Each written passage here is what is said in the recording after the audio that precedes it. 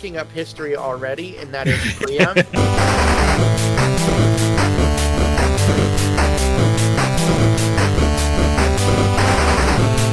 The Book of Boba Fett. No, it does. It's obviously worth it, but it's. And their CEO then celebrated with a new classic car. Yeah, it's like terrible optics.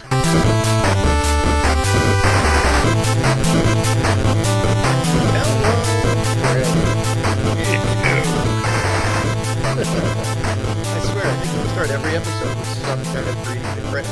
That's right.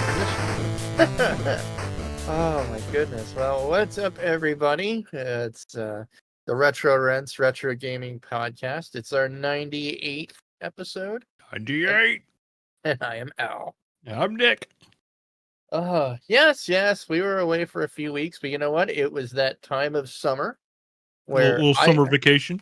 Yeah, I took my annual vacation with my family. We went down to Cape May again, and it was wonderful. And then when I got back, Nick went on his vacation. That's right.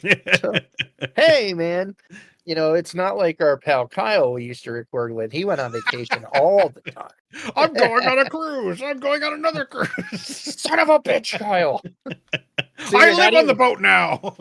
You're not even hearing we yell at you. Oh, shit. But how you been, man? How was your vacation? It was great. Actually, like, I feel like we switched places because, like, you go to the beach and then I go to the Pocono Mountains. So, oh, were you up this way? Yeah, up in Whitehaven. Oh, son of a bitch, dude! If I'd have known. Yeah, we did. I don't know if you remember. I used to work up that way when C-Panel was still located there. Oh, that where C-Panel was at. Okay. Yeah, when you get on, if you took 80 west to get there, and you got off the Whitehaven exit, they were right down the road. If you made a right onto that main road, there's that restaurant. I don't know what it's called now. It's like American Grill or something like that. Gotcha. But that used to be their office building. Yeah. Oh, okay. Yeah, we did some river rafting on the Lehigh. Oh yeah, nice spots up there for that. You guys picked a good one. Oh yeah. My brother G3, like he got all the rafts together for us and everything. Oh, it was my sister and her family, and then my mom. And so yeah, like basically had the niece and nephew, and oh my goodness, like my niece took she was having a blast. Oh, that's so cool. Oh my God, I haven't. It's so funny. I was just thinking of your brother the other day when I was talking to somebody and talking about my internship, and that just reminded me of some of the antics he and I would get up to. Oh man, no, that's awesome. So everybody's doing good. Oh yeah, doing real good. Oh, that's so good to hear, man. As always, send the fam my best. Yeah, we'll do.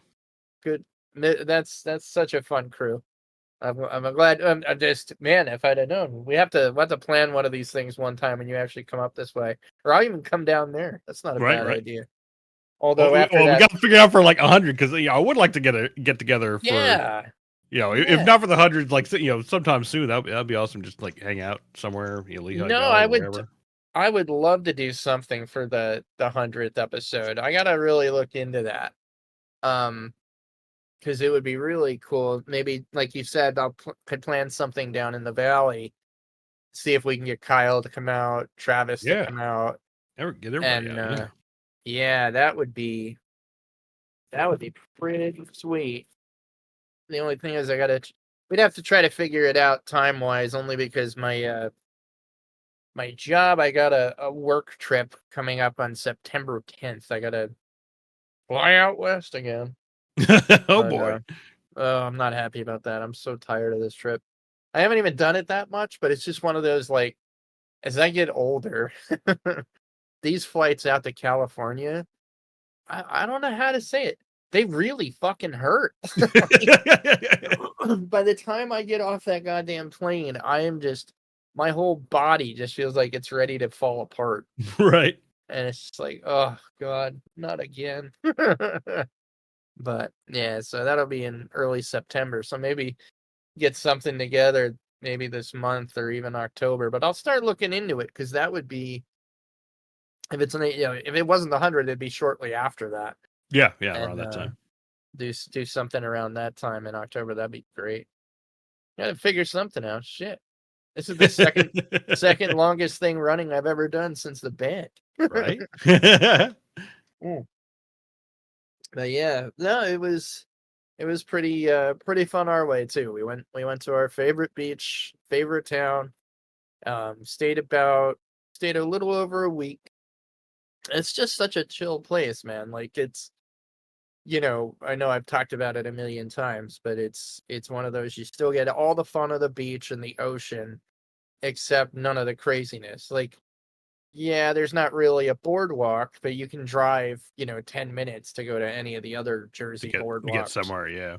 And it's just a great place to go hang out on the beach, have like plenty of room to spread out, nobody's there. And then just really like decent food down there too. Like the food scene's great, especially if you're into shellfish and stuff. Ooh, forget it. Yeah, it's pretty damn nice for that. And you can get pretty good prices even in this crazy day and age where everything is expensive. It was funny. We it was one of our last nights there, one of the last couple nights there. And my wife Amber was like, "Oh, I want to make linguine with clam sauce. Like we always do that when we go down there. We'll get really good clams and everything." And we found this new place, like a new seafood market right down from where we were staying. So we're like, "Oh, let's go check this place out." And it was literally a fishing and bait shop plus, seafood seller. And I was like, this could be good or this could be bad. But I walked in and like they had all fresh shellfish, they like shrimp and everything that they would cook there for you if you wanted. And so I walk up to the counter and I saw their price. It was like 50 steamers and it was like, I don't know, $19 or something like that. I was like, holy shit, like that's great. And so I go up to the person. I'm like, "Hey, do you guys have any steamers?" They're like, not yet today. Like, we're getting them at some point, but we don't know when. I'm like, son of a bitch. So, we got some of the other stuff we needed to make the dish there, and we're walking out. And as we're going towards the car, this large van pulls up, and these strapping gentlemen get out, hauling this enormous cooler. And like it's two people lifting this thing and they're walking towards the seafood place. And I said to the one guy, I'm like, "That wouldn't happen to be steamers, would it?" And he's like, "Yup." And once I realized that meant yes, I followed right back inside and we wound up getting 100 clams for next to nothing. And man, was that ever good. That was a damn good dinner. Sounds awesome. Talk about luck. Like we were on the way out leaving and here came the fresh catch of the day. That was great. But yeah, so vacation aside, you get some time to do some gaming? I know I've done a little gaming here and there, yes. Yeah, what's going on? So I picked up a game that's now in early access. It's called The Crust. Oh, that looked cool. And cool. Yeah, and basically it's a Factorio style. There's no enemies, so unlike Factorio, there's no enemies. It's all belts and organization and whatnot. But the premise is like you're creating a moon colony, clearly on the moon, and there's kind of above ground segment and below ground segment. So there's kind of a multi-level thing going on. That sounds interesting. And so like you're kind of managing your resources because more or less until you get in like really later game, you're heavily reliant on solar power. But being on the moon and the lunar orbit, you have a little amount of time of having that sunlight available. Oh, interesting. So it's a lot of just like, okay, can I survive the night? And you also start off with drones, so it's very robotic, and then basically you have to try and establish your lunar base before basically like the corpo funds run out, and you have to try and bring in additional avenues of currency or Oh. profitability. And so it's like, so you're managing all your drones, and eventually you're building, you set up the habitat, and eventually people arrive and you start to facilitate them. And so Oh, wow. and all this is again still geared around like managing your resources in such a way that everyone can survive at least the night and continue to go from. And then also there's like so if you I've been just playing the free play mode. Yeah. But there is a story, and more as you get a little bit of it via the free play, but it's more the what's happening on the rest of the moon. So basically, like Oh. eventually you'll get rovers to go out and scout things. So there's like crash down satellites or down spacecraft, and eventually like you find survivors and like how do you handle them. So This sounds neat. Yeah, really, really cool. Now I'm talking it up. It is a little buggy and a little chunky. Like, this is coming from the perspective of Factorio and Satisfactory, where it's like, especially if you play now. And I think we mentioned on the We last talked cast. about Satisfactory. Yeah, Satisfactory is coming to 1.0 in September. So so I'm kind of in this like Zen build build mode. So I think that's why I picked up the Quest. Like, oh, let me try this out. Yeah.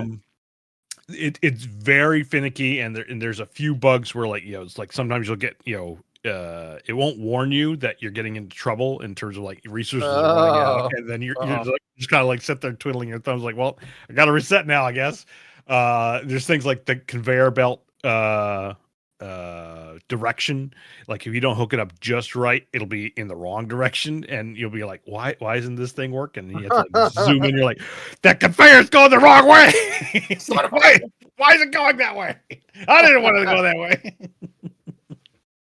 I'll wait on it a little bit then. Yeah, so I think like if you're looking for a fully complete experience, I think this will be a very cool game to play. But it does probably need a little more cook time. But in terms of early access, there's actually quite a lot there, and a Well, that's cool. lot of good potential. Like despite that, it actually plays fairly well. And I think it's gonna be something to keep an eye on when it goes 1.0. Yeah, no, it definitely sounds like something I'd get into for sure. That sounds cool. And I don't think I've seen a roadmap for it yet. Obviously, it just came out. Like I think it was like beginning of July. I think it came out on early access. Oh, yeah. So extremely new. Yeah, it sounds really cool. I think Splattercat played it right before the early access hit. He did. Yeah. Oh, okay. They had early access to the early access. Yeah, he got a like sneak peek. And I remember Right. I threw it on my wish list. It's definitely something I could see getting into. Yeah. I would say yeah. At the very least, like keep it on the wish list. I think it's worth at least keeping there if you're really, really interested. Obviously, I think it's still good to pick up and play. Like it's in a playable state. You just have to, again, you have to be very precise and know, kind of exactly what you're doing. And it's not going to point you in the right direction right now, as a combination of either it's a tutorial / hints and whatnot aren't really put in yet. But some of that I actually like because just like kind of like how do you figure this out? Yeah, blaze your own path. No, I exactly. get that. That's cool. Yeah, I've been playing. There's been some pretty good couple of releases in the past like 2 weeks, especially. Mm-hmm. And actually, we'll talk about those as far as like releases that have come out since we were here last. The two main ones that I was really pumped about is Total War, Pharaoh, Dynasties. Total War Pharaoh has been out for a while. I was about to say, like, hasn't that been out? Is that a DLC or? Hold on. Oh. So Pharaoh, again, we've talked about it on the podcast. I'm a total nut for Total War. Like I play every single iteration. I was not really happy with Pharaoh when it released. There was a lot of complexity that I think it didn't need. But not even that. There was just a lot that felt missing. Like the original map was just like a vertical map because you were in Egypt, in the Nile, and it was missing a lot of other civilizations that were critical for that time to like play as and fight with. It was just very like a lot of people felt it was a real step back for the series. Well, apparently Creative Assembly has been listening and a week or two ago released a gigantic free update if you own Pharaoh called Dynasties. It's a separate entry, like you have to go download it on Steam. Okay. They completely turned that game around. Like, it is everything it should have been and more. Like, now you can play as everybody from Egypt to like Greece, like the Mycenaeans, and like the whole Mediterranean map has opened up. So now you've got like a real beefy Total War game, tons of different factions to play, major, and there's minor factions you could be if you're especially masochistic, and really want a hard go of it, at least initially. And it's fabulous. Like, they've made this whole dynasty, feature to it where, each of your generals and your faction leader, they start aging like they always do, but it's actually like important now to marry, have children, because like your heir will take over the throne. And, there's a whole aspect to that.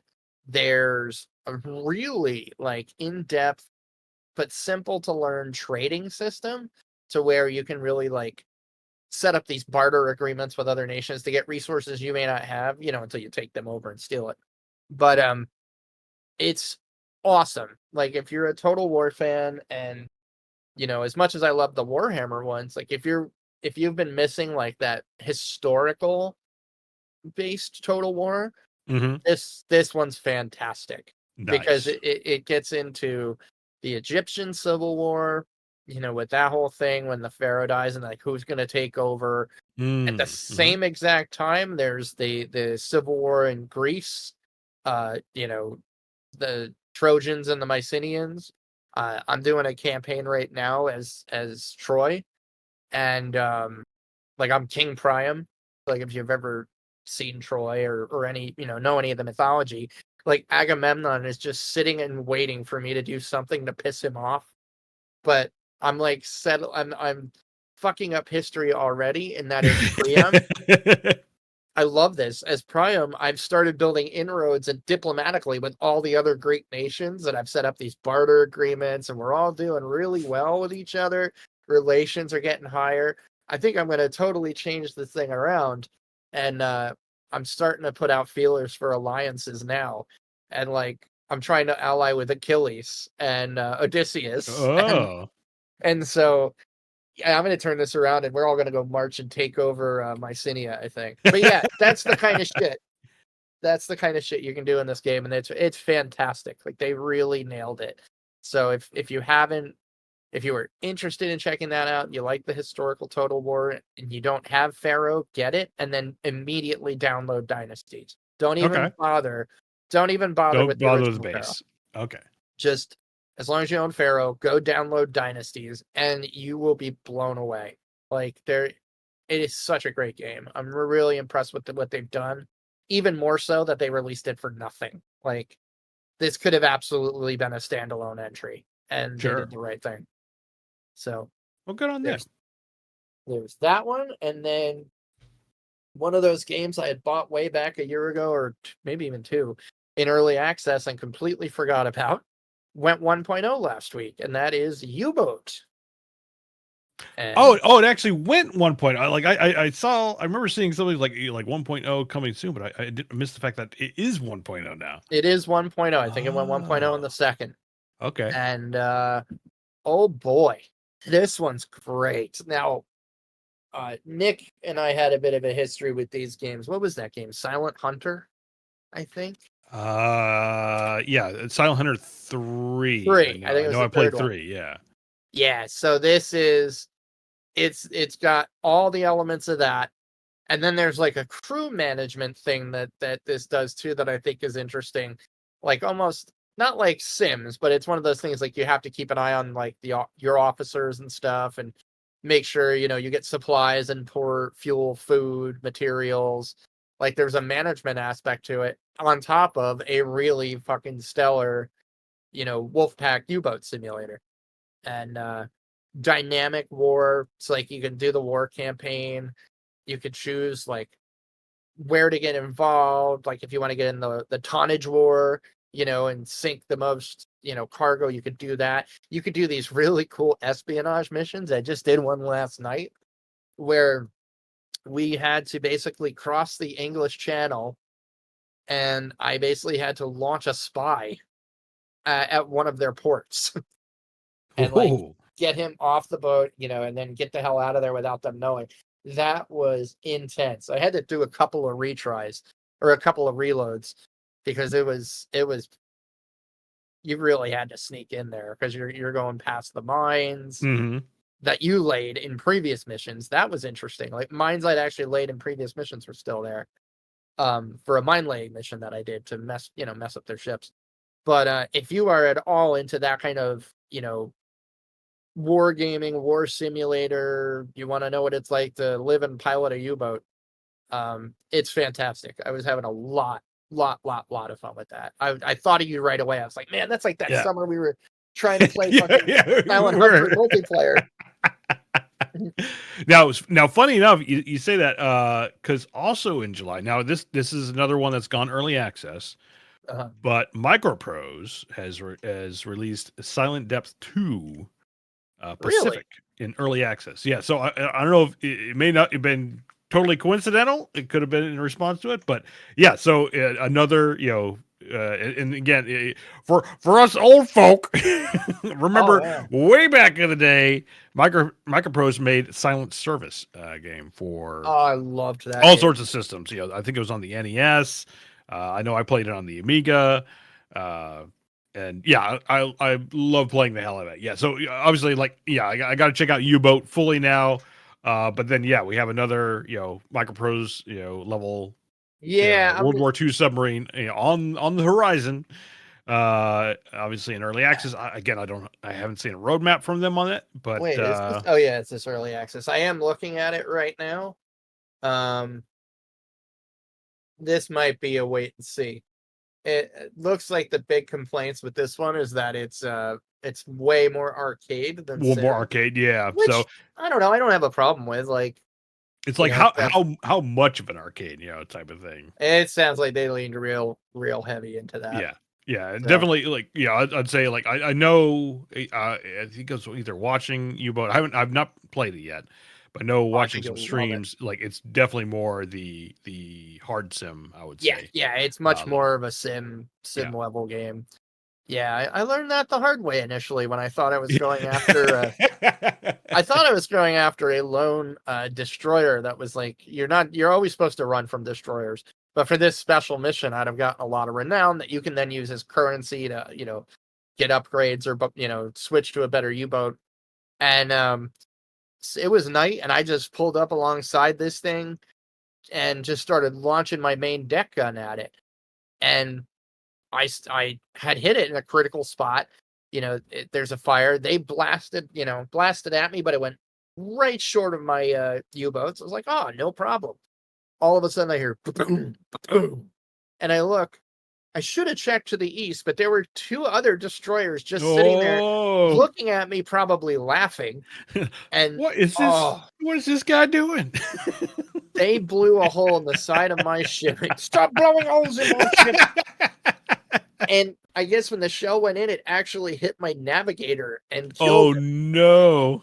So I lost my navigator. And I was like, oh, fuck it. And I sank the other ship, and then I started firing at the other ones, but they eventually they got me and sank me to the bottom.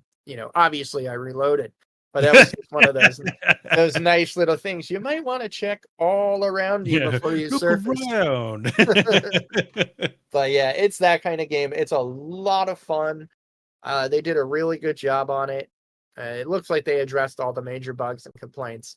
If you're into that kind of thing, I would say it's absolutely worth the pickup. I think it's relatively cheap too. I want to say, oh no shit, you can't beat this. It is currently on sale for 70% off. $8.99. Let's take a look here. I cannot believe that. Until August 16th. So you got plenty of time to think about that $8.99. Holy shit. that not only is that a steal, like I almost feel bad. Like I want to Venmo them some cash. Like it's worth more than that. It's really great. Tons of value. And I think, if you're into this kind of thing, especially with like the dynamic, war campaign and all that, it is absolutely worth a grab. Super cool. Okay, and then stuff that's coming out, at least this week, and this is the week of August 5th. SteamWorld Heist 2 drops on Thursday. Did you ever play the first one? I don't think so, no. All right, these are great. Anyway, the SteamWorld games, as it is, are these cool little steampunky sentient robot games. Like, it's really hard to describe it. You're actually like playing as robots. Okay. And each game is like a different genre. Like there's SteamWorld Quest, and that's like a card-based RPG kind of game. Anyway, Heist is like a sort of 2D XCOM-y tactics game where there's the whole like meta of getting resources and all that and doing story missions and side missions. But the way it works is like you have your team and you go into these maps to, either take something over or steal something and get out. And the combat is basically like ricochet combat, like strategically, figuring out where you got to aim to bounce off this wall, go upstairs, bounce something off that, and, and then hit somebody or whatever. And there's all kinds of like abilities and stuff that help like really throw a lot of strategy in the 2D space. It's a lot of fun. Highly recommend it. The first one, if you've never played it. This one sounds like it's even better. Whereas like the first one was kind of, I'm gonna say, was it space? It was like a space one. This one is pirates. Tactical robot pirates. And I am here for that every time. It looks really cool. Yeah, look, this is pretty neat looking. I like that whole like the angle fighting. Yeah, you're talking about. That's cool. It's fun. It's absolutely fun if that like even remotely appeals to you. This and all the reviews I'm reading say they knocked it out of the park and it's great. Yeah, so coming out in 2 days, 3 days. I'm totally grabbing that on Thursday, along with although every fiber of my being is telling me to wait like a month for patches. But Owlcat Games is releasing the expansion for W40K Rogue Trader, the Void Shadows expansion. It looks awesome. There's going to be like another class, a whole bunch more story, new characters. It's, if you've ever played any of their Pathfinder RPGs, either Kingmaker or Wrath of the Righteous, both phenomenal games, by the way. This is an expansion to their new 40K game, also an RPG, and very, very well done. A really fun. If you've never really gotten into the Warhammer 40K world, this is definitely a good one to jump in with and just play out the utter craziness of that entire setting. But that hits on Thursday as well. Nice. Yeah, definitely worth a grab. I really enjoyed Rogue Trader. I'm still only like 75% through because the game is fucking massive. Massive. Like Baldur's Gate 3 level huge. And then finally, Creatures of Ava. It's some, I don't know what the hell this game is. It looks like an action RPG mixed with a monster collector, but it's phrased as a monster saver game. It seems like there might be like a eco conservation kind of feel to it. I don't know. The art style is really pretty though. It kind of looks like something out of like Moana or something Pacific, APAC inspired or Oceania inspired kind of art and stuff. So I'm interested to see what happens there. But anything else that you're keeping an eye on? Let me look at my list here real quick. I don't think anything like super recent. Again, like the quick early access, the ones I went over were kind of it. Yeah, I do know nothing's really on my radar. No, we are like a month away from, what was it, Space Trucker? Oh no, did that? Well, it got delayed, right? Hold on. What is it? What was that called? It's not Space Trucker. Space I think Trucker. it is Space Trucker, isn't it? No. No. Hold on. I'm gonna find it. And we had the same issue last Yeah, time. we were like, Star Trucker. Star Trucker. Star Trucker. Yeah, you're right. Yeah. Space Star Trucker Trucker. is a movie. Star Trucker is the game that. Star Trucker. Yeah. All right. That September 3rd. Okay, so it is September 3rd. Yeah. Nice. Okay. I am so here for that game. Yeah. If I could have an advent calendar for that, I would. Yeah, that's soon. Yeah, September is gonna be loaded because we got Satisfactory in September. We got Star Trucker September.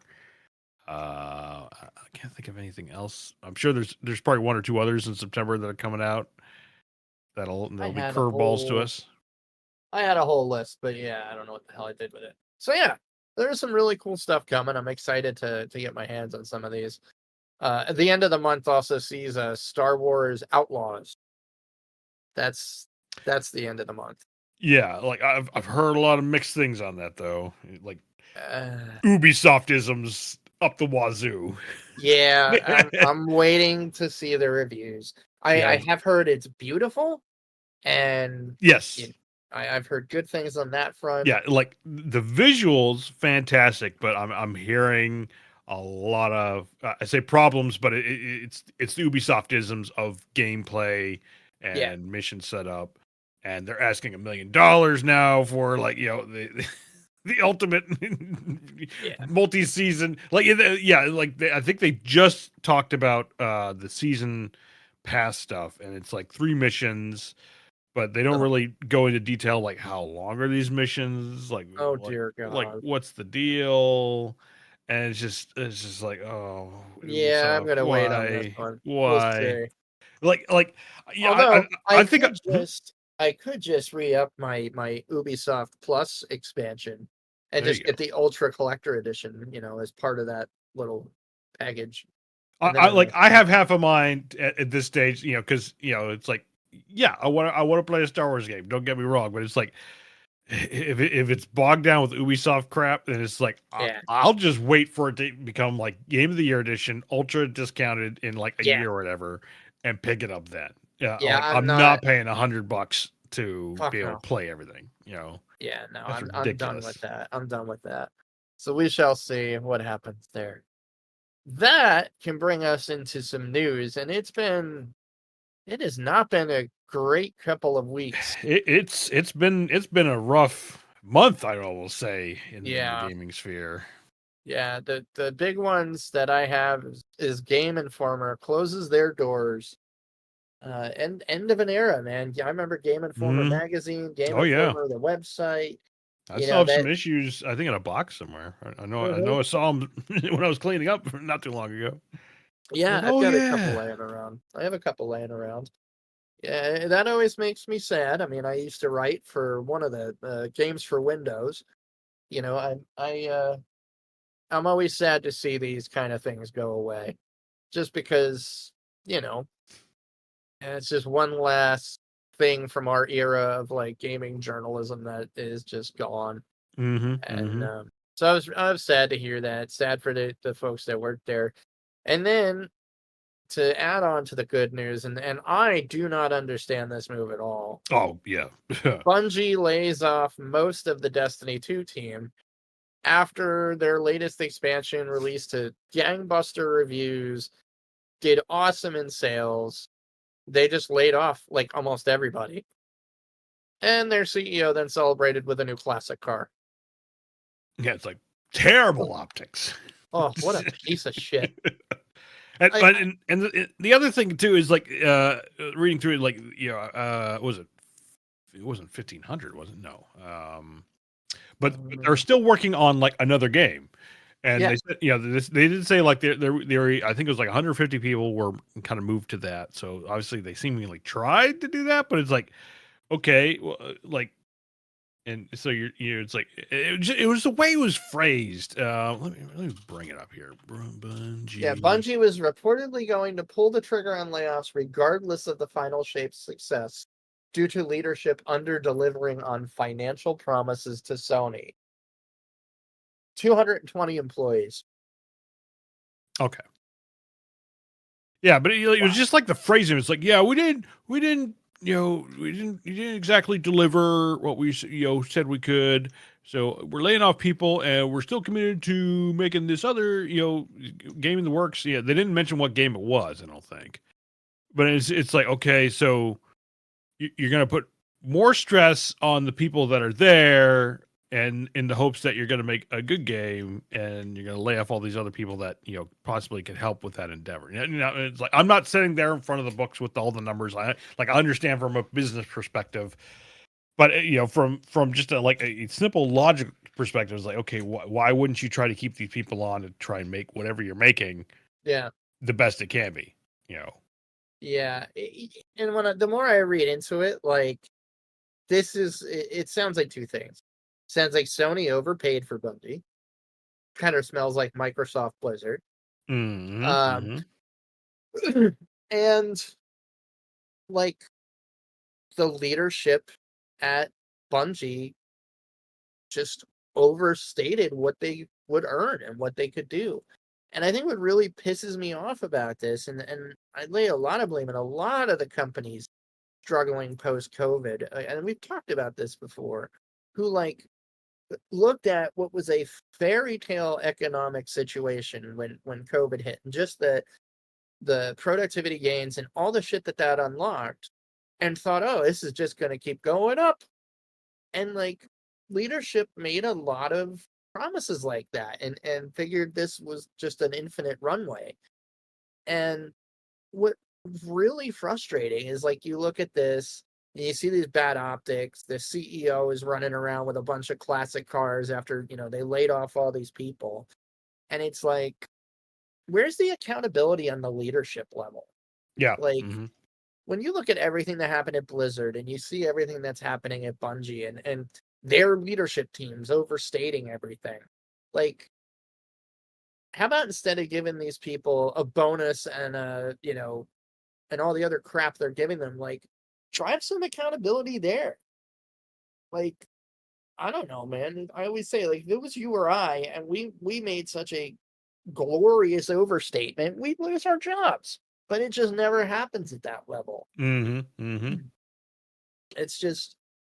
It's like there's no accountability, especially in the gaming industry, in these leadership positions, especially, the higher up you go. And it's like, I get that it's a very difficult industry.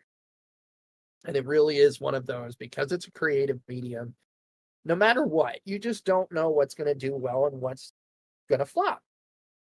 But man, I just feel like the optics on this situation just couldn't get any worse. And, oh yeah, hands down. It's just ridiculous. Totally ridiculous. But out of the depressing news, there have been some rumblings and some rumors, some data mining stuff, some career page hints, that there is some evidence of some kind of fully fledged Half-Life game in the works at Valve. The one article I pulled up just looking at this, see, following yesterday's bombshell news that Valve could be developing a new Half-Life game, Valve expert Tyler McVicker has stepped forward to say he too believes it's true. Codenamed HLX, McVicker asserts the new game seems to be a fully fledged non-VR Half-Life game, something that seems too good to be true. Okay, so they're not. Yeah, I was about to say non-VR, so they're not doing it a Half-Life Alyx 2, if you will. Which was fantastic, by the way. Yeah, great. I'd say, yeah. Whenever I tell people, it's kind of a sad state. It's like VR has just kind of it hasn't gone the way of the dodo, but it's very much it's it's in cryostasis because I don't feel like nothing, There's remarkable has come out with it. There's always like one here and there, but I always say like if you are going to try VR, like hands down, Half-Life Alyx is an absolute must. Yeah, Like yeah. one of the best done. I say like Star Wars Squadrons was still like another one that's like, Oh, that was wild. That was it's wild like in VR. absolutely perfect. Speaking of which, I have not played it yet. I picked it up during it was like the last bit of the Steam summer sales, but I was told that let me bring it up here so I say it right. IL-2 Sturmovik. Battle over Sorry. Stalingrad. It's all right. It's stunning. I know. Is extremely good in VR. So I'm gonna see if I can't try that out. That's a fantastic game to begin with. Like, yeah. So like it's an older game, so it's nothing new. But I didn't want to just like I got words. It's like, oh yeah, this is really good in VR. I'm like, oh, I didn't know it was VR in VR. So let me try that out. So I haven't done it yet. I haven't got around to it yet, but yeah, it's on the docket. Yeah. So it looks like there's more and more, floating around that is starting to lend support for this. Half-Life Alyx was announced almost 5 years ago and fully released over 4. And as it turns out, that entire time has been spent developing the next major single-player title, codenamed HLX, Half-Life X. I don't know. And now, thanks to a screw-up by one of the voice actors on the project, we now know that the internal code name that Valve uses to hide the real project name while it's casting voice actors is called Project White Sand. Interestingly, these random code names. Yeah, so quite why this one is so candidly associated with the Half-Life series, we're not sure. But it sounds like some data mining. It's just pointing to more and more possibility there. I think, if you really, like, if we want to just talk speculation, the timing is great. Like, that would be a gangbuster announcement to end out the year for sure. But at the same time, having lived through like the long wait to Half-Life 2. Oh my god! Yeah. And even like I say the long wait. Everyone thought Alyx was going to be Half-Life 3. Yep. And I think even up until like it became an official announcement. I want to say it did slightly leak. And I want to say like, oh, Alyx, that must be the code name for it. So that must be Half-Life 3. And it's like, it's 2.5. It's like 2.5. Yeah. It's like the Book of Boba Fett. No, it's obviously worth it, but it's like this like Half-Life adjacent, if you will. Still great. Like fantastic game. Absolutely should play. Although you kind of just bring up a great point too. Like that is like Half-Life 2.5. Maybe that was some kind of bridge. I don't know. It's a really rough position to be in as far as Valve. Like, when you really rewind the clock and you look at everything, all the stuff that Half-Life 2 brought about, with its engine. Oh yeah. And just the evolution again of FPSs. They want it, if they're going to do a 3, like they want to make something just as groundbreaking. So. And that's the thing, like, and the thing that I really appreciate about I say Steam and / Valve and even Gabe, all hail Gaben, is that they have never I'm sure like they do a little bit of a hype train ride, but once they know that they have what they have, like it's not it's absolutely not your Call of Duty. Obviously, they're not churning something out every year. Even in terms of like adjacent stuff, so it's not like we're not getting like Team Fortresses every year or whatever, like something in between, or it's like it's like Valve just goes dark, like totally. Like we have these rumors, and it's like. And I think back, first played Half-Life back in when it came out. I think it was like 99. I was in college. Yeah, exactly.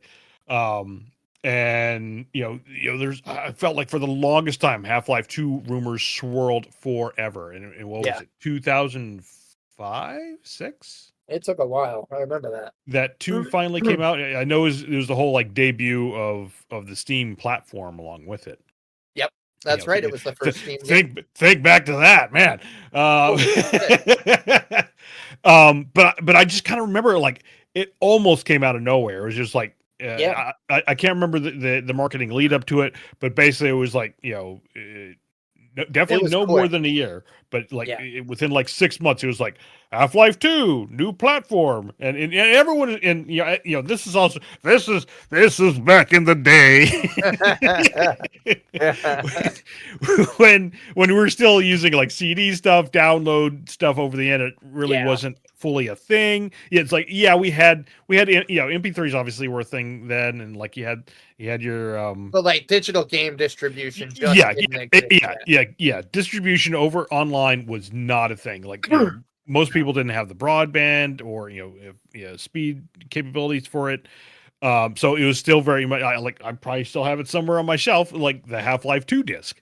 The orange box. You're right. That was the orange box, wasn't it? Because it was like TF2, Half-Life 2, and I guess it was just Portal. Yeah, that's right. It had one more on it, and that's what it was, Portal. And so it was, and I think it was also released on consoles, so it was like kind of a multi-platform thing. But I remember it being the debut of the Steam platform, and everyone was like, I don't know about this. Like it's like we did have like that was kind of like what I would label the start of the MMO era, where you have your install disc. So like World of Warcraft. This is like the EverQuest 2 era. SWG, I think was being put in the grave. But it was the you install it with the CD, but then like MMOs were really as far as I can recall at that time were really the only ones that you were getting your content after the initial install. Yeah, they were absolutely. Yeah, that was really the only thing where it was standard and expected. Like you knew getting an MMO, you'd be connecting to the patch server, every day to get the latest updates, and it's just how it was. Yeah. But once Steam hit, and it wasn't even that, because I remember it was just for Half-Life games for a while. It was like there was no and that was the other thing, like kind of adding to the whole like I don't know about this, but I mean we did the same thing when it came to like the the Xbox app with the subservice, where it's like if there's no library to back it up, it's a lot of like I don't know about this, but once the library grows and it's like okay, it's actually I say a mature platform, it's like okay, it's like nowadays it's like Steam is like my go-to in terms of like this is how a platform should be put together. Like Epic still has I think a lot to learn from Steam. I'm trying to think what I guess there's I don't have GOG is really good. GOG is really you're right, really good about that. And whether they took a lot of pointers from Steam and now now we have like a million platforms out there, but like like Steam is still one of my hands down go-to. It really is one of those where when it came out I was like I can't see this being a thing, not for long. To fast forward today and I'm like I can't fucking imagine life without Steam. Jesus Christ. Exactly. It's like one of those like I like my physical media back in the now it's like I don't want to go to the store and let me down. I want this right now. And and again and people that didn't experience this, like prior to Steam, if you had a game that had an obvious bug and you and maybe a handful of other people reported it, there's a chance you could get a patch. But in order to get a patch for a game, like you normally had to go to the developer's website. You're right. Yeah. See if they were providing patches, then go into like an FTP server and download the latest exe. Hope the hell that didn't fuck up your game or save game. And like, but but it was a very manual process. You're Like right. unless they had an automated patcher built in, which many things at the time did not, and did not for a while. Like to get any Yeah. kind of updates, you had to really go digging, and I think that's where Steam really won out. Them and GOG, like that was part of the delivery platform. You know, if It's the like, yeah, developer like released a here patch, here you you get have it. your unified, version of the game. You download this, I say it will work. Obviously, it depends on the developers of, Right. will it work? But in principle of like, yes, this is the definitive current version that you need, you need to Yeah. download and make it work. Yeah. So it's going back to the conversation at large. I'm very interested to see if these rumblings and rumors pay off to be something substantial. Keeping my eye towards like Stephen Totillo and a lot of the gaming journalism digging he does, and if he starts talking about this, then I'd say we've got something possibly substantial here. But right now, it's a lot of speculation. Yeah, it's like, no, I'll keep my ear to the ground, but it's like, okay, Yeah. I'll look for like I think that's the thing. Like I will look forward to it when Steam announces it. Until then, it's Yeah. like, okay, again, it's like you said, it's like all speculation. Yep. It's all a these, fun rumor to chase for a little yeah, while. exactly. We'll see what happens there. But all right. Haven't really been watching anything. We finished our Fallout rewatch. Oh, the Fallout series, yeah. What did you both think? Oh wait, well, I loved it. I saw it the first time, and then Amber That's and I right. Yeah, watched it together. She absolutely loved it. nice. I of course noticed a bunch of stuff on the second watch. I highly recommend if All you those haven't Easter done, eggs. yeah, if you haven't done a rewatch, definitely do a rewatch because you'll pick up on a lot of cool stuff. I love it. I can't wait for season 2, and I'm really looking forward to it. But yeah, that's pretty much it. I haven't really been watching anything other than that, and I guess the only other TV news that I saw the other day is Henry Cavill's uh, Warhammer 40K series that he's working on with Amazon might be in trouble. It sounds like Oh, Games Workshop is putting up some roadblocks and some creative stuff, oh which, boy. man, if they can't work with Cavill, they're fucking unreasonable. Oh, I know. Because, Like he's like the biggest. He's the biggest fan that understands it. yeah, and Uh, he's like the best spokesman you could ask for. Yeah. Like, he lives and breathes this shit. So it'll be very interesting to see what comes out of that. I think they have until December to get it figured out. It almost feels like the PJ Hobbit thing all over again. Right. But good heavens. But all right, I think this will wrap us up on episode 98. It was, great always getting together. Just gonna do some shout outs to our friends. Shout outs to Geeks Gone Raw podcast with Chase and Blue and that crew over there. I actually did go on right after vacation. I went and I did an episode on Geeks Gone Raw. Had a blast hanging out with Chase and Blue. It was so funny. I think Chase initially had the topic was going to be on ROMs and digital preservation, and it turned into a good portion of just me and Blue talking about that kind of person at work. And it's like it just turned into like remote world woes and the things we love about it and remote work and life. And it was fun. It was a really fun conversation. We had a ton of laughs, and they were a blast. I really appreciate them having me on, and would love to have Chase or Blue on here to talk games anytime. It was a good time. Nice.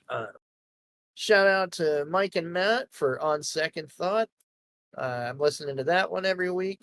I am an episode behind, I think, but I always enjoy listening to the boys rant, rave, and talk about whatever they're going to talk about. They had Denny Luce on recently. Denny Luce, sorry, not Luce on. They had him on. He's the host of Tap the Craft, which is a really great craft beer podcast. I've mentioned on here a few times. If that's your thing, like, definitely go check their cast out. He breaks all kinds of stuff down. They try different things, and he's almost like a beer sommelier. It's amazing hearing Denny and his co-host describe a beer and like the different things they pick up on and just the different tastes. I'm like, I want to go try that. And then it's like, wow, it does taste exactly like they said. Like, it's pretty cool. They're a fun one. And then just another shout out to my boy Los. We need another talking place, brother. I'm gonna start kicking you now.